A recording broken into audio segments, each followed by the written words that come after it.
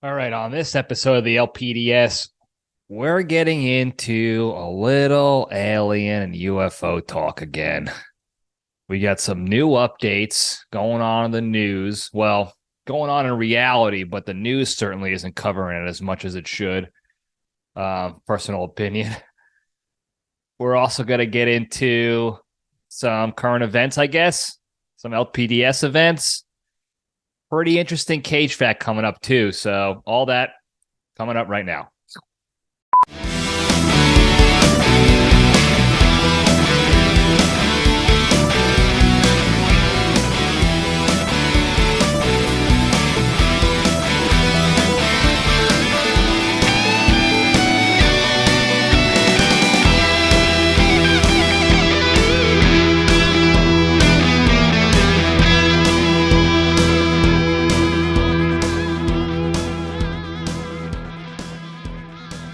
All right, jabronis, we're back. Welcome back to the Libretti Podcast Diary Show. I'm your host, Libretti. Hope everybody had a good week. I sure did. A lot of busy stuff going on, a lot of moving and shaking. It was a good week. Hot here in Texas. 95 and above most of the week. A little humidity. I'm here for it, though, baby. Love that stuff. That's one of the reasons I came down here. Because it's baseball weather all year round. It's hot, tanning, D-shirt, re-shirt weather all the time. I got to work on my tan a little bit, though. It's a little uneven. I'm still going with a bit of a farmer's tan. I don't know why. I D-shirt constantly. And then also, too, for whatever reason, I don't know if it's because my bosoms are too big or what, but I'm getting a decent tan on the top of my chest here, but then below the nip, it's still white. Now, I'm not laying out, and that could be why. I'm just going out there and going on my my hot jabroni walks with the dog, and then I'll go outside and do yard work and stuff. So that could be it. So I got to actually take some time to actually lay out, and I'll be doing that soon. I got my special VIP pass to let me into the pool here at the in our community with the HOA. I had to send an email application and a request. And of course, the people working that are very nice people. We'll just say that they're very nice people, and that's it. Sent an email with the attachments. I had to put my license and my application and whatever. I sent the email twice to the same guy because he said the attachments were not there. I ended up CCing a third person in the board, the email traffic, and she was like, they've been there the whole time. This guy is a billion years old and can't figure out email, apparently. So, like I said, nice guy.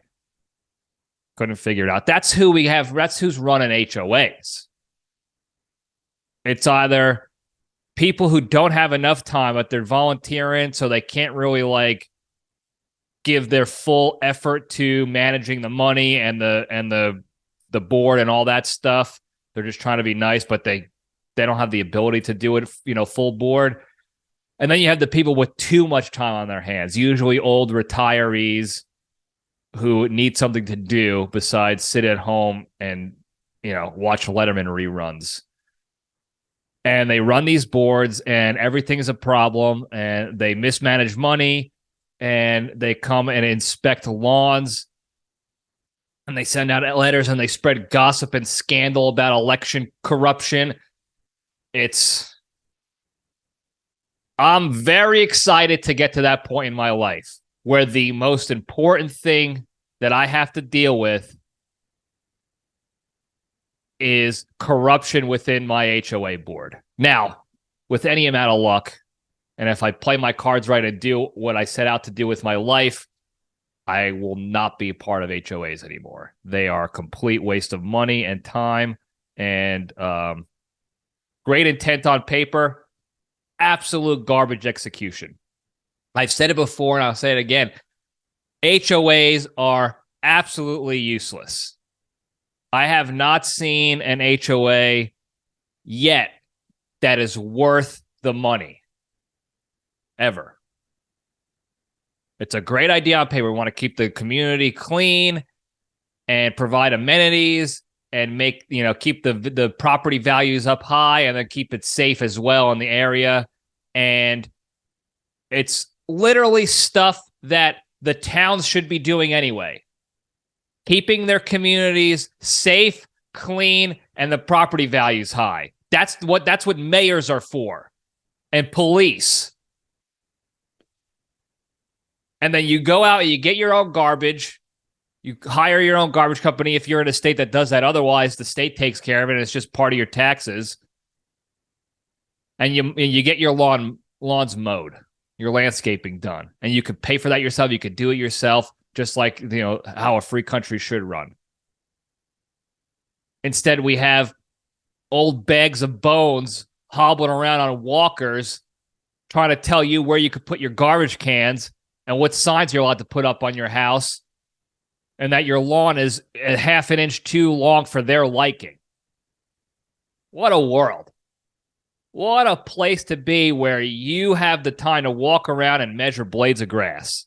Good for you. I was about to drop an F-bomb, but I forgot family show. Sorry, T. Almost ruined it for your kids. 2 kids now for family show Terrence. Big timer. Good for him. Congratulations. All right, what else we got here in the current events? Yankees are trash. I just want to, this is a weekly reminder. The Yankees are trash. At the time of this recording, they just gave up an embarrassing loss to the Red Sox. They lost like 15-5. They stunk. They had Isaiah Kiner-Falefa pitching, whoever you say his name. He's a third baseman, turned shortstop, turned outfield, and he pitched an inning. I think his fastest pitch was 83. I believe I can throw 83 at my best. So that's what we got going on with the Yankees right now. Absolute garbage. And they're going to say the same thing. Cashman is going to say the same thing for all you Yankee fans out there waiting for something different to happen. He's going to say, well, if our team wasn't full of injuries, we'd be a championship caliber team. First of all, that's not true. Okay? Look at the team with the injuries, the people on the IL, the disabled list, and the people playing now. You make them all healthy, they're still not a championship caliber team, number one. Number two, they will never be a fully capable, healthy team. The players that they have on their roster are not capable, some of them, of being healthy an entire season. Most teams their rosters aren't like that either. Most teams deal with injuries every year. If not all teams deal with injuries every year. So to say that, to use as an excuse is such a false flag, like a gaslighting almost. I know it's not technically gaslighting, but it's almost like you know your team will never be fully healthy. So you know you can always use that excuse. Like, oh, if we had one more guy back, we would have won the World Series. But because you can always use that because, somebody's always going to get injured. Not to mention the fact that the Yankees aren't good with a healthy team. Not to mention the fact that they have several guys that they've signed on their team that are chronic injuries, walking injuries. Giancarlo Stanton hasn't had a full season with the Yanks since he signed with them. Carlos Rodon might never play for them because he's got chronic back issues that they knew about, and they passed him through their physical and signed him and paid him millions anyway, and the guy may never pitch for them. Aaron Judge gets injured every time the ink dries on his new contract. So that's what we're dealing with. Don't be fooled. That's all I'm saying is don't be fooled by the malarkey coming from the front office or the press conferences. The team is not that good. Their batting average is, I think, 240 as a team. Abysmal. That's all I have to say about the Yanks. All right. Real quick, these 2 funny things I was watching this past week, watching unfold that I thought were good. And it's just blind entertainment. It's turn your brain off, just be entertained by the stupidity of it all. The first one, Business Insider. this is all sort of Barstool related because I watch the Barstool stuff all the time. That's what I do, and you know that. Business Insider, as you know, Henry Blodgett had that whole do with Portnoy putting out that hit piece and all that stuff. He secretly decreased the health benefits of his employees without telling them, and they went on strike. And of course, in the beginning, Dave Portnoy was laughing about it, seeing like, look, this is what happens when you trust this criminal and this crook, blah, blah, blah. And then he decides he's going to go out and protest with them. They've been having protests, and he's been going out there. He wanted to go out there and protest with them, like, the enemy of my enemy is my friends. I know what kind of crook Blodgett is. He doesn't care about the people. He only cares about the bottom line. Hold on, I got to fix this damn mic stand again. Holy crap. All right, I'm back. Damn, this thing sucks. I need to find a better one. I just don't feel like spending any more money on stuff I don't know if it's going to be good or not. Anyway, Dave Portnoy went out to protest, and within seconds of him going out there with signs to join the picket line, those beta bitch boys scattered because they don't like him.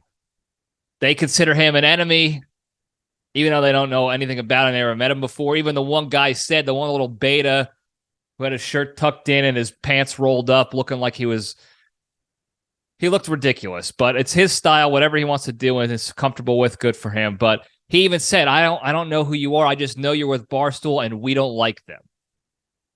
And what's funny is that they like how funny it was to watch them scatter within minutes. As soon as he showed up, they all left. But it's also like dishearteningly funny to see how we have grown adults who refuse to use logic and put their egos and immaturity aside for the greater good of something and to be actual mature adults. They saw this guy who can bring millions of views to their cause to help end their strike and get them the wages and the benefits that they deserve as employees in the union. He could put eyeballs on that, but they refuse because he's associated with a company and he's the person they don't like or they were told not to like. And it was just funny to watch them completely implode like a bunch of weak beta bitch boys. That's the only way to describe it. But it was also sad to see that that's going on with grown adults. They were completely incapacitated, debilitated, paralyzed, disabled by, whatever other term you want to use to describe. They folded like cheap suits as soon as a mean man, a guy we're not supposed to like, shows up, even though he's showing up for them, for their cause. It was completely embarrassing for them. Not to mention, Portnoy shows up, and within hours, the union reaches a deal, and they're off strike, and they're back to work because he got all those eyeballs on them. And you could say all you want, that's not the reason why, blah, blah, blah. But let's be honest, that's the reason why. He shows up, and Henry Blodgett and company doesn't want to get his guys involved and the Barstool folks involved. So they come to the bargaining table, and Dave Portnoy and Barstool saved the day for those weak individuals. I feel very bad for people like that. Imagine living a life where you were just a human being walking by you that you know nothing about, but you're told not to like this person, completely incapacitates you to the point where they can't even speak. They won't even have an adult conversation or even a childish conversation. They just walk away and run. It was yikes. Those people need help. I hope they do get help. Come to the LPDS. We'll help you. Follow the big three. So that's that. And that second thing, Barstool related. One of the members of the KFC radio podcast, John Feidelberg, he's on Barstool. He has been doing this this live stream of him watching all the Fast and Furious movies. Now, I don't know if somebody said that they were going to get artificial intelligence to tally up all the car crashes and accidents in all 10 Fast and Furious movies. And because he loves that franchise, he decided he was going to go and do it himself. He's like, I'm going to go, man versus machine to count all the car accidents. So he's been doing a stream now, been over 24 hours. By time this comes out, it'll obviously be over. But I'm just right now just a guy watching movies, and it's background noise. Every once in a while, something funny comes up while I'm doing my own work. It's just stupid. I don't know why I'm watching some of it. I haven't watched all of it, obviously, but it's been on in the background. He had a Thai massage to keep him energized and loosey goosey during, about 3/4 of the way through. It was a massage with a man. So the whole time he was completely tense and uncomfortable. It was like George Costanza when he had that guy, the male masseuse in Seinfeld, and he's like, I think I moved. So very funny, blind, stupid entertainment. Sometimes you just want to watch a guy watching movies, and you're not even watching the movie too. I could put it on the side if I want to, but there's no requirement for me to actually watch the movie. I can just watch him, and it's not on the split screen or anything because they don't have copyrights on the movie. So I'm just watching him eat food, drink, fall asleep, do push-ups. It's so stupid.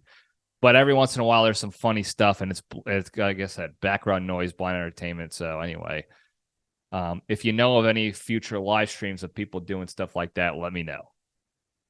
All right. A couple more things in the current events. Real quick, another $2.4 billion signed away to Ukraine. Just a quick tally. While Flint, Michigan still doesn't have clean drinking water, Detroit is still in shambles. We have miles and miles and miles throughout the United States of tent cities of homeless bums who can use shelter and help in some way, shape, or form. Certainly, almost $200 billion could have helped that effort, but it's going to Ukraine's the proxy war we've been fighting. So that gets me angry because there's known corruption going on with them. There's known under-the-table business deals that have been coming out recently between our administration, our government, and Ukraine, which makes all the payouts and the money and the support even more egregious. It's just the whole thing is slimy, and the people who make excuses and try to deny that it's going on and try to make us feel like the assholes for questioning why billions and billions of dollars are going to this. It's sad. It's very sad state of affairs. It's not going to end anytime soon, unfortunately. So that's what we had to deal with. So that's that. That's all I want to say about it. Last thing real quick was, if I'm not angry enough, a general in the Space Force was given a speech during a Pride Month discussion in D.C. Because that's what we have to do now is during Pride Month, we have our military generals get up and give speeches, which is cool, whatever. But they were complaining about how certain state restrictions on LGBTQ-related stuff, which I still don't know what they're talking about. They never mentioned the actual restrictions that are going on. They're really talking about, I think, transition surgeries for youth or people who are thinking about transitioning. Some states have it restricted. I don't know exactly what they're talking about. They didn't mention it, but she said because of certain restrictions by states, it's dropping recruiting down, and it makes it difficult for them to hire the best people for the military positions. Now, I have no problem. As I said, I'll say it a billion times over. I have no problem with gay people, lesbians, transgenders, whatever. Whoever you love and you're attracted to, good. Whatever you feel deep down in your soul that you truly are, get do it. Live whatever you got to do to be happy, go for it. But to say that it's hurting recruiting because people are too scared to join the military now because they said, oh, it's not going to be a safe space. I won't feel safe if I feel like I want to transition and they won't let me because of the restrictions and this and that. That's what they were saying. That's what she was citing as some of the reasons why these people weren't joining the military, because it won't give me a safe space to work and live potentially. I might not feel safe at times. Here's what gets me so angry. And I said this before, and I'll say it again as these articles keep coming out, or as the Bradley blotter keeps sending me these articles to get me fired up. The military is not a safe space, okay? You specifically sign up and volunteer your time and life to the military, knowing that there is potential for unsafe environments. Okay? If you're joining the military expecting safety bubbles and any sort of comfort whatsoever, you're joining for the wrong reasons. I hate to break it to you. That's the harsh reality. That's what the military is supposed to be. They are signing up to potentially put their lives on the line for the good of the country. Now, most of the time, we're not putting our lives on the line. The vast majority of us don't have to be forward operating. A lot of people do their whole military careers and never deploy, which is fine. But the expectation that you should have, like, I can't join the military because there's a chance I'm not going to be safe. No shit. It's the military. All of us have the chance of not being safe. Gay, straight, transitioning, non-transitioning. We all sign up knowing there is a chance at one point or another we will not be safe. We are in the military. I don't understand what the problem is here. So the fact that they're using that as an excuse, that's the reason why we're not recruiting the best of the best, because they don't feel safe. No, actually, you're doing exactly what we should be doing and filtering out the people who are not going to be able to handle the worst of the worst environments, which is where you need the best of the best. Unfortunately, because of all this, the political, not corruption, but the political influence going on in the military in the past 5 to 10 years, that is absolutely shying away the best of the best from wanting to join, because they don't want politics getting involved in national security and the defense of this country and the preparation and training of our military people. We're supposed to be trained and ready to fight wars and put our lives on the line and be ready to do that at any given moment. And while the likelihood of that is low in people's military careers, we still have to be ready for that. And when you start involving politics in that, that's when you drop your readiness down. And that's something that people don't understand for whatever reason. They don't seem to remember that's the point of the military. If you're not deployable, if you're not combat ready to do your job in hostile environments at any given moment, then you can't be in the military. The military has to be restrictive. I'm sorry. Just like, again, I've bitched about this in the past, and I've repeated this in the past. Nobody has a problem with sports teams being restrictive and only signing the best of the best, who's going to make them victorious, who's going to keep them winning championships, and who's going to get them making money as a business. That's completely okay. Nobody seems to care about that because they want their team to be the best so that they can watch a good quality sports team. Why don't you want your military to be the best? We have to delineate between the people who are not going to be able to handle high-stress situations and the people who can handle that and still perform duties and responsibilities. And if you can't deploy, if you're not medically ready and fit to fight, that's fine. Like, that's okay. Go get the help you need. Go get the medical health and wellness stuff you need. But you can't be a part of the military. If you don't meet weight requirements and you can't do a physical fitness test, don't be in the military. If you can't pass the qualification exams, don't be in the military. If you can't make it through boot camp, don't be in the military. Stop dropping standards to get people in, because all you're doing is pushing the qualified people away. They don't want to work with people incapable of doing the job, because at some point, if they do get deployed, they can't trust that person to be a good wingman in the trenches with them.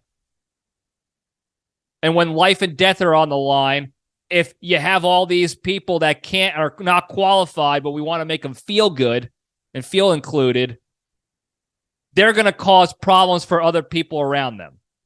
And when I say problems, I mean life and death problems, in the low likelihood they actually go out and do combat.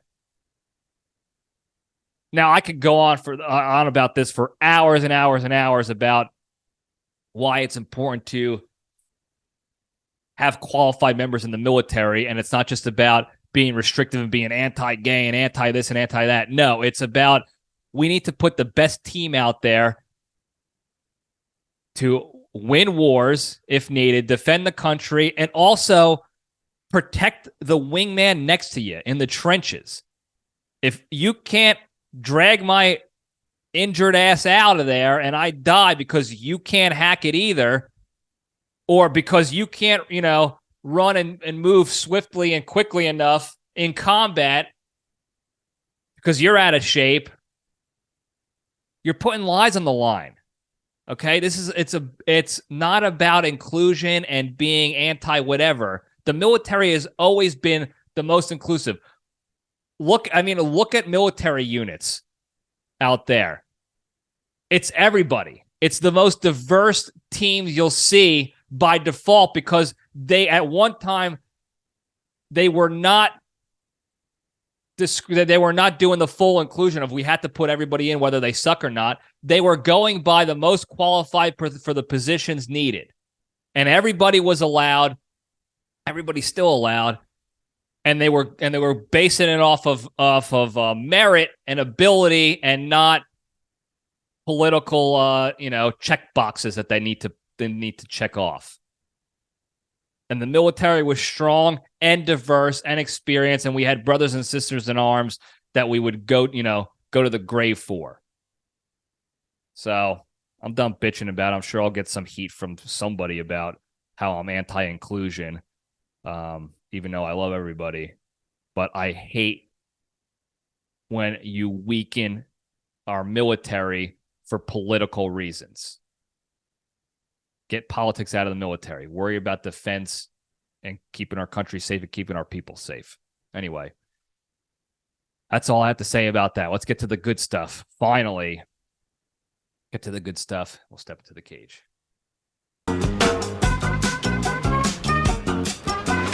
Okay, let's run. All right. Today's Into the Cage segment is proudly sponsored by Ecstasy Edgers Weed Whackers. Are you ever out mowing your lawn, pushing that mower through the lush, tightly packed blades of grass, and as you thrust out each and every row, grass clippings pumping out the sides of the mower, beads of sweat dripping down your face, you're just about to reach climax, but then you realized you've been edged because you don't have a weed whacker. That's why you need an Ecstasy Edger Weed Whacker.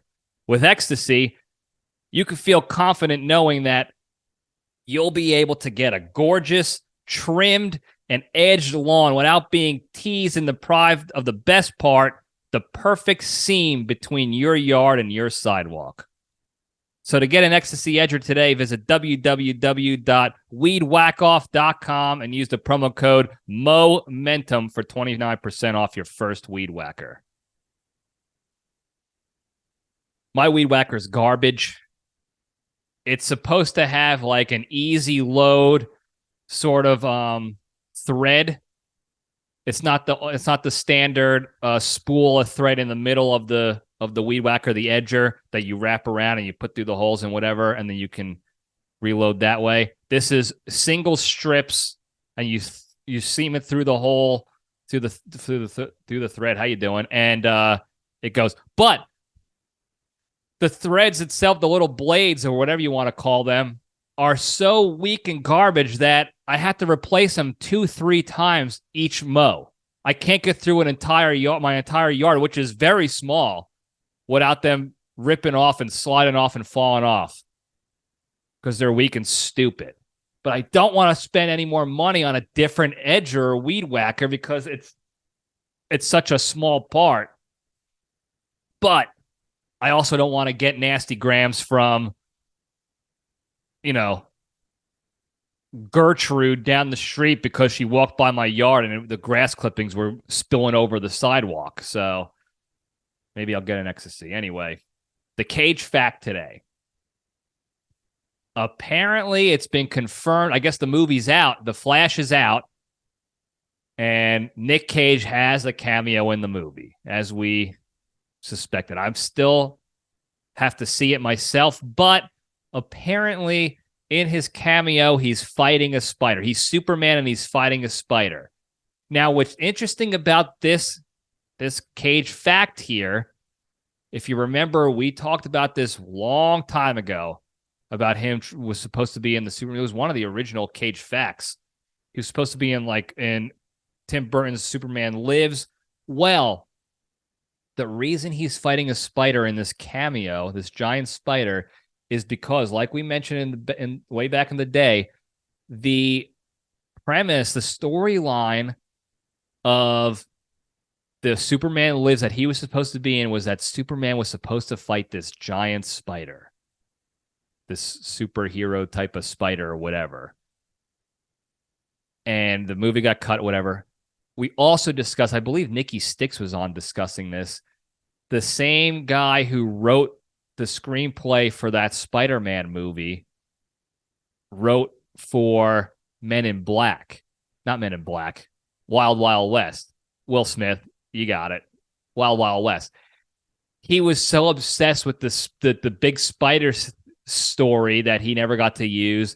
That's why he put it into Wild Wild West, and that's why Artemis Lovelace was driving around in this giant steam engine spider, because this guy was obsessed with that storyline. He had to have a giant spider as the enemy that people fought after and went after. So in The Flash, they have Nic Cage fighting a giant spider because that was like an homage to the movie that should have been, that never was. So, little fun Cage factoid for you there. You're welcome. I still don't know if I'm going to go see the movie because I don't like Ezra Miller or whatever his last name is. I don't want to give any of my money to that, any dime to that guy. He's a sleazeball. He's a creep. He's a child pedo kidnapper, human groomer. And of course, whoever, Warner Brothers, I guess it is. I don't know who it is. Not Warner Brothers. I don't know who runs DC, but of course they were just like, yeah, if we get him, if he says he'll get professional help, that'll be okay. And we'll be like, hey, see, he's getting help. And then we could put the movie out and not lose $200 million. Because it's at the end of the day, it's all about the money in Hollywood and not the fact that they're promoting this child kidnapper and trafficker and criminal, because they didn't want to lose $200 million. So they'll put him out there and they're okay with that. So that's why I have a problem with wanting to pay money for that. And I'm sure some of the haters will find out, like, will look me up in, later on, and when I'm actually famous and rich, and they'll be like, this guy's a hypocrite. He watched this movie and that guy's a criminal.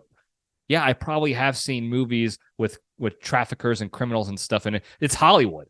Hollywood's run by it. All the people that go to Epstein's Island are all in Hollywood practically, and Congress. So, yeah, I probably have seen it unknowingly. But anyway, I'll probably just easy Randy. Randy's barking in the background. He probably sees some sort of ghost again.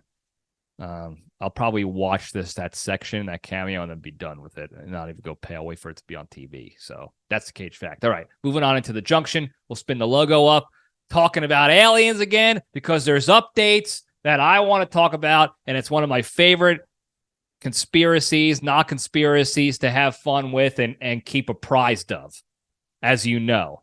We've done this in the past. Anytime there's a juicy update, we're going to bring it to you here at the LPDS. Now, as I'm sure you're tracking recently, over the past several weeks, we've had several updates going on in the alien UFO world that at first were being discussed and being like acknowledged by the government, but then when things got too real, I'll give you my tinfoil hat theory on why that is in a second, but once things got too real, they started denying it again.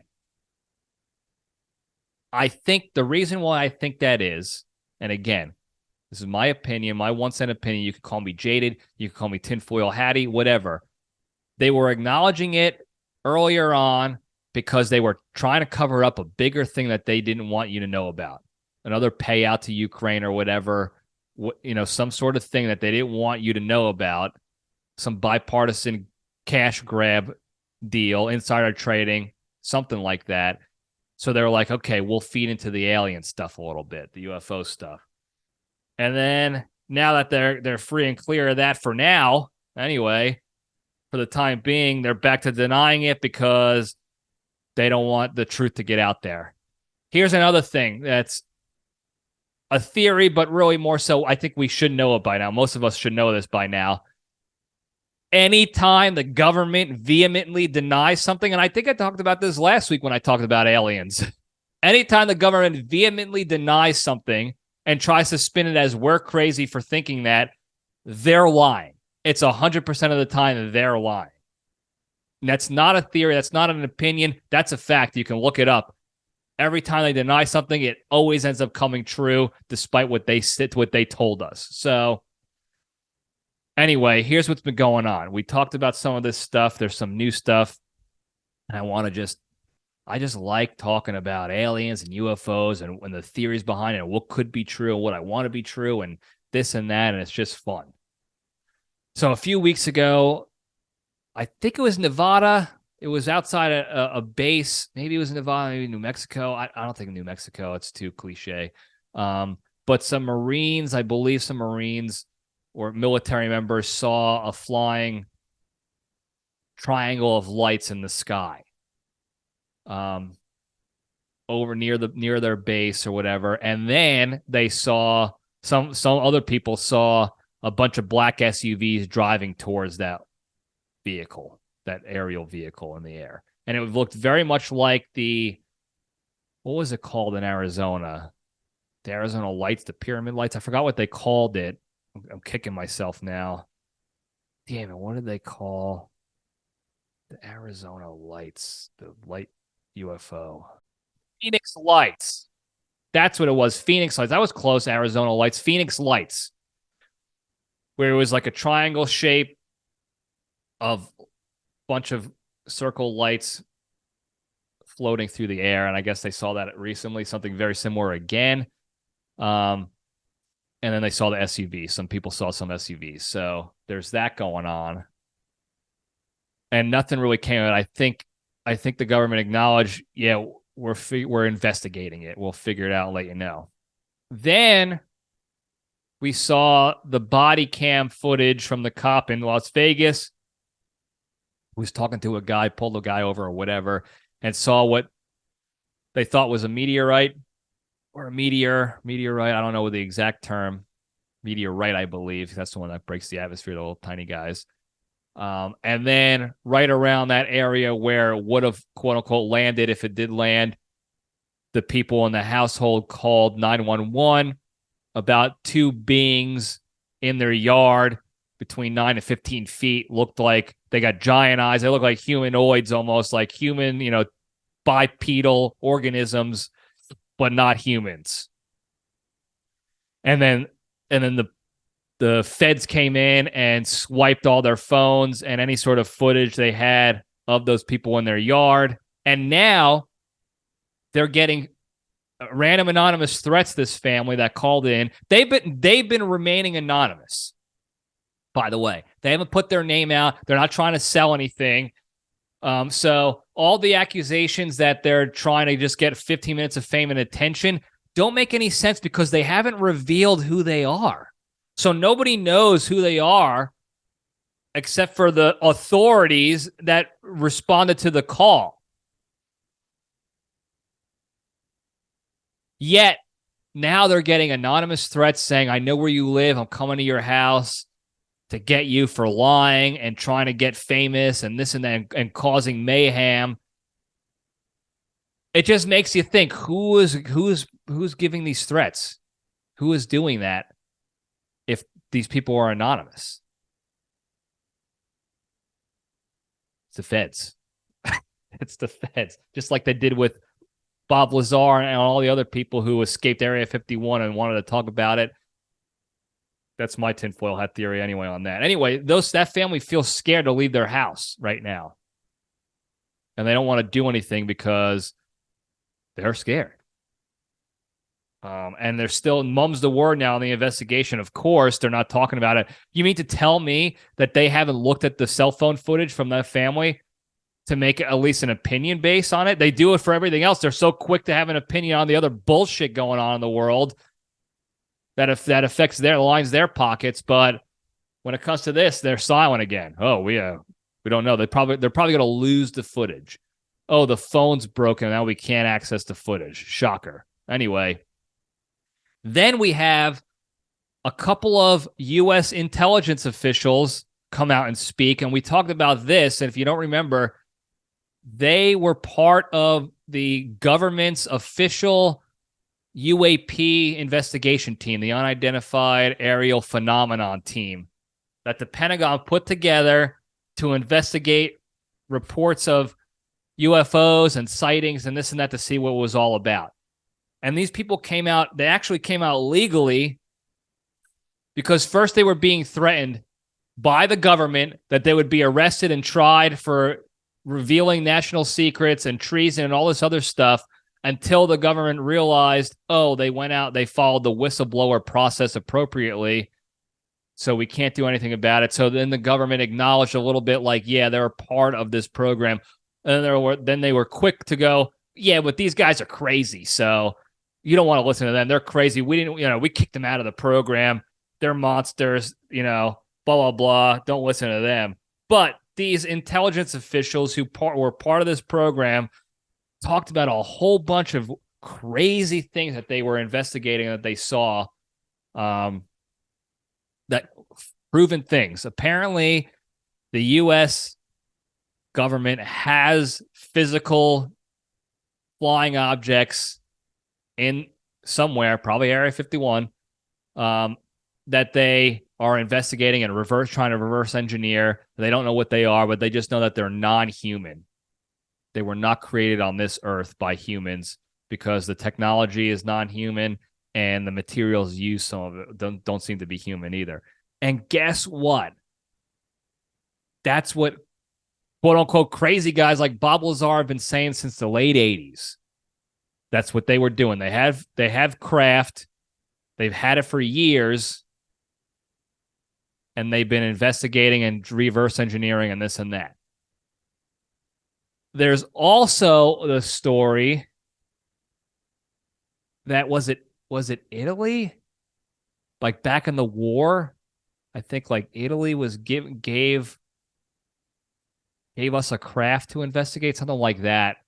Way back in the day when they saw it. And then recently, these officials also came out and said that they might have not human, but actual organisms, bodies like alien types that they're investigating. And here's the craziest one. They said that there's some sort of a contract that the different governments in the world have with these non-human organizations, if you will, these species from different parts of the universe And this contract, ensures peace or whatever, and also like supply trading and this and that. And apparently some of these alien organizations, I'm calling them alien because like foreign organizations of non-human origin, aliens, are not peaceful, but because of these agreements, like we're good for now. The world is good for now. And then there's a story of a couple Marines recently came out, prior Marines that years ago, to corroborate because they saw these U.S. intel officials come out appropriately, and then they went through their whistleblower channels, the appropriate process, to come out and give their statement after years of being threatened with their lives to not talk. But apparently years ago, they were on a mission down in South America somewhere and happened upon a UFO. They saw like a light and an object, what they said was like an oval shaped or whatever, with that had like a pyramid on the top and lights, and it was hovering, and there was a door open, and there were U.S. government and military people loading up supply boxes into this craft, and that the lieutenant colonel of the military unit in charge of that, the armed military unit, threatened these couple Marines who followed the light and saw the UFO, and threatened them and said, if you tell anybody about this, we will kill you, and we will kill the people in your unit, and we will kill your families, and we have the authority to do so. And they were scared to ever bring it up until now, where they had the whistleblower protections, and now they've been bringing it up. So all of that, the contract is the craziest thing, but here's what's even funnier and crazier. Everybody's favorite psychopathic news anchor, whatever you want to call him, conspiracy theorist, Alex Jones, who I know as soon as I mention his name, people are going to be like, how can you like that guy? He lost billions of dollars to the Sandy Hook thing, and he said it was fake and whatever. Yeah, he got it wrong, and he said he got it wrong, and he's paying the piper for it. And like I said before, and I said in the past, you don't have to like the guy, but you have to acknowledge when he's right and when he's wrong, just like everybody else. And he's been right about a lot of stuff.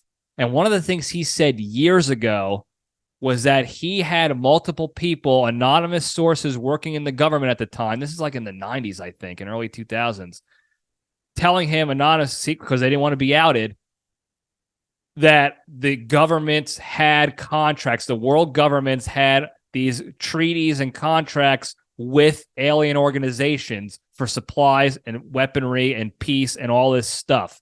And he was a nut job for saying it back then. But now we have multiple other people with, vetted military backgrounds saying the same thing.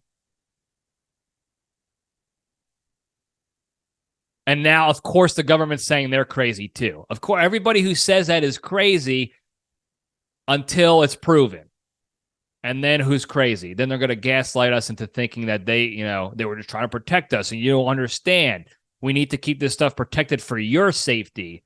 Meanwhile, these are the same people who can't even run the post office, who can't even keep the president upright, and realize the guy should probably just be in a wheelchair. How about that? How about we put the poor old bastard in a wheelchair and tape his mouth shut? That way he doesn't say anything stupid and incoherent. He doesn't keep falling on his ass. They can't even figure that out to keep that guy healthy. And they're going to tell us they know how to keep us safe and protected. Give me a break. All this stuff going on in the past couple weeks. And the government is now mum's the word. They're going to find some other issue to create, turmoil over. And that's what we got going on right now. Our world, our government has a peace treaty and supply and weapons contract with the aliens right under our noses, and we can't do a damn thing about it. Because as soon as we think about it out loud, we're crazy, and our lives are going to get threatened. Luckily, Nobody listens to this show except for the diehards, the ride or die jabronis, and I love you for it. Nobody else is going to listen to this and even hear me talking about how I know the truth, and we know the truth here at the LPDS. So everybody's safe. Don't worry. Everybody is safe. Not like the military is going to be able to do anything. Like, bring the military on. Come to my house and try to take me down. With the military we got these days, I'm not too worried about it. Okay? Send them. I'm good. Me and Randy are good. Randy is a trained killer. More so than the military is these days anyway. So I think that's all I got about that. I don't know if it was a quick one or what. I know I try not to go overboard with the rants and raves on these conspiracies and funny things, but this stuff is fun. Okay? And that's what the point really is. Yeah, it could be. Some of the stuff could be true. I want it to be true. I always want alien stuff to be true. And I'm going to talk about it and get passionate about it in a serious manner, but it's still fun to talk about and be entertained by the thought of and this and that. So let's just take it with everything with a grain of salt for what it is and not get too, oh, Libretti's going crazy, or, yeah, we got to protect ourselves from aliens now, this and that. Let's just find the nice, comfortable middle ground here with all this and just have some fun with this stuff for a chance. Is that the right term? For a chance? For a change. That's it. Bingo. Nailed it. Still got it going on here in this crazy brain. So I think that's all I got with the alien talk for now. As I do more investigations, I'll try to find some more information for you guys. If you see any updates, please pass them along. But before we go, the big three, of course. I swear to God, I got to rewatch the video of this episode. And I swear to God, this mic stand keeps sliding down on me, and I don't know how it's doing it. It's killing me mentally. It is absolutely killing me mentally and emotionally right now, but I can't let it win. So the big three. We're just going to move right along to the big three. The three pillars to staying strong and being a better, happier, kinder, more genuine human being and being a better leader overall and spreading that goodness throughout the world. Number one, exercise every day. Do something once a day to improve your health and fitness, physically, mentally, or emotionally. Go for a jog, do a physical workout, read a book, do a crossword, do some meditation, whatever. Do something to improve your health physically, mentally, or emotionally a little bit every day. Because that physical, mental, and emotional health and wellness is going to get you to where you need to go in life. Number two, probably the hardest one to do, don't be a shitty person, be a kind person. Don't engage with shitty people out there in social media in the world. If someone's being negative or bad or shitty, you don't fix that by also being bad and negative and shitty. It just doesn't work that way. All you're doing is doubling the shittiness in the situation. So just omit yourself from that. Stop posting garbage, clickbait, jabby, negative posts just to make a statement and to think you're doing the world a favor. You're not. You're not. Cut that shit out. Get your mind out of that environment. Live somewhere else. Live in a different space mentally and emotionally altogether. You'll thank me later. I promise you, thank me later. Number three, the most important one, be genuinely thankful and grateful for all the good you have in your lives. We have good lives, guys. We have a lot of good stuff here. I got all this cool stuff in my office. I got a roof over my head. I got the best friends and family in the world anybody can ever ask for. Life's good. Think about that. Be grateful for that. Think about one thing every day that's good in your lives and what your life would be like without it. Not too great, huh? So actively think about that stuff and be grateful for the good you have in your life. When you do that, you change your muscle memory. Now your brain starts thinking in that space of gratitude as opposed to entitlement. and you'll feel better about yourself. You'll start seeing things in a better light, more positively. You'll be out of the negative spaces because you're not going to be a shitty person anymore. And you're going to be physically, emotionally, and mentally healthier because you're exercising every day. And you do all that stuff every day, a little bit. And I promise you, you'll be a better, happier, kinder, more positive human being with a better life and less stress and more happiness and success. I fucking promise you. And I know I ended things on a non-family note, T, but I truly feel that way. The big three is so important in my life, and it's gotten me so far in the past couple years alone.